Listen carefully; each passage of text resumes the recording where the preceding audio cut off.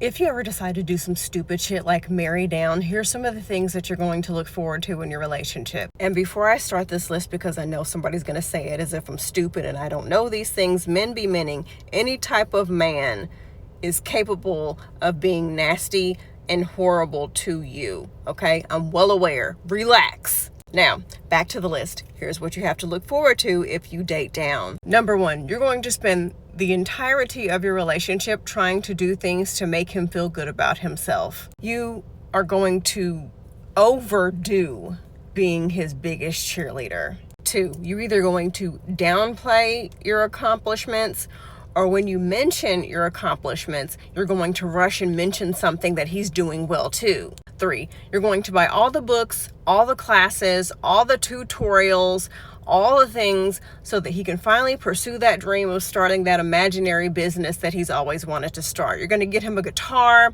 and guitar lessons so he can finally be Ed Sheeran. You're going to fill your garage with all the workout equipment so he can finally be a personal trainer. 4, the dumbest shit you can possibly do. You're always going to try to make him feel comfortable and let him know that your money is his money too. And you're going to put his name on your bank account and give him access to your debit cards and your credit cards and put his name on everything because you want him to feel comfortable. 5, maybe this is 5, I've lost track. If you own your own business, you are going to give him a role in that business. Whether or not he's qualified, more times than not, he isn't qualified. But you're going to try to do something, again, to make him feel good about himself, to let him know that you can't be successful without his help. Which leads me to my next point. You are going to create situations for him to come and save the day for you so he can beat his chest and feel like a man. Next thing, if he feels as if you've grown a pair and you finally decided to end this relationship, he's going to do anything and everything to try to keep you in it because he knows he needs you and you don't need him. He might try to get you pregnant and then continuously try to get you pregnant with more and more and more kids. And then he'll use the excuse of, why are you trying to break our family apart? The next thing is, most women who work outside of the home still come home and do everything.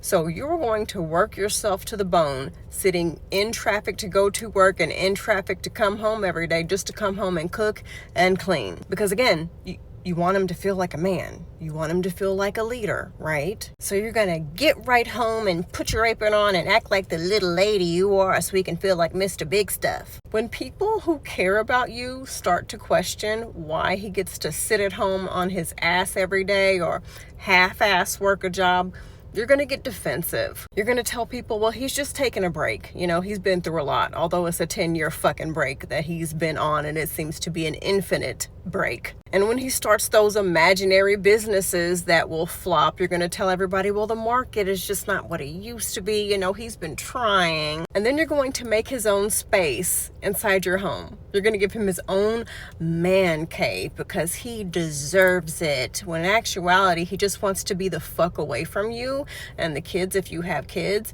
and you know that, and you want to give him his space so that he can decompress and get rid of all that anger and bitterness and jealousy from seeing you be successful. Which leads me to my next point. You're never going to get to rest.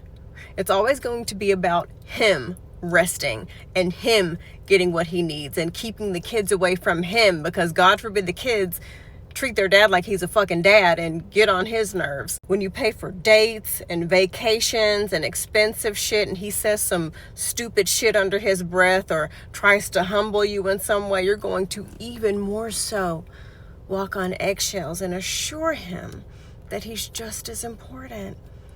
You can't do it without him.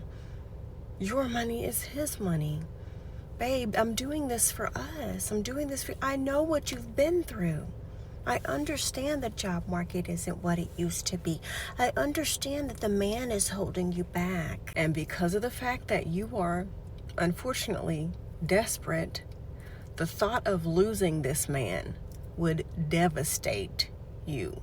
So you're willing to do anything to keep him, unfortunately. And this is a good one.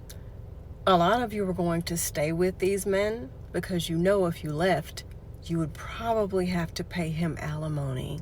So in your mind, doing girl math, or desperate girl math rather, you figure it's just cheaper to stay with him. And usually in these situations, because you've lost all your common sense and you've fallen for the myth of romance, which was invented by broke men, you probably did not have him sign a prenup because you believe in love. Or maybe you did bring it up and he was so offended. What, you don't trust me? And because you have low self-esteem and because you're desperate, you're like, no, I do trust you. Don't worry about it. Also, when it's time to give you a gift, whether it be your birthday or Mother's Day or some other holiday, he's going to get you nothing or some cheap ass shit that, means absolutely nothing and doesn't match who you are as a person. I once heard this woman say that her husband, for their anniversary, got her a hoodie of a football team. She doesn't like football, but you're going to accept it, and you're going to be gracious, and you're going to be thankful, because unfortunately losing this man would devastate you. So he could give you a handful of bird shit and you'd be like, babe, thank you. And lastly, you're going to get defensive and try to convince everybody that you're happy and that this shit is totally working out. But you're really just trying to convince yourself that it's working out, because you know deep down you're falling apart.